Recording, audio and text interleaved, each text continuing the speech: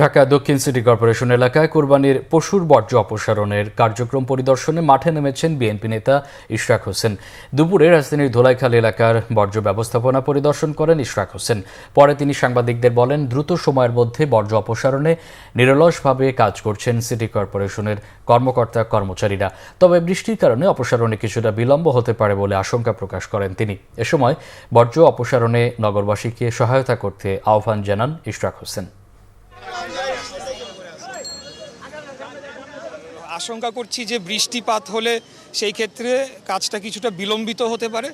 তবে আমি বিশ্বাস করি যে আমাদের সকল শ্রেণীর কর্মকর্তা কর্মচারীবৃন্দ, পরিচ্ছন্ন কর্মী যারাই রয়েছেন, এবার তারা অত্যন্ত আন্তরিকভাবে কাজ করছেন এবং দ্রুততম সময়ের মধ্যে আমরা আশা রাখি যে নগরীকে তার স্বাভাবিক অবস্থায় ফিরিয়ে নিয়ে যেতে সক্ষম হব।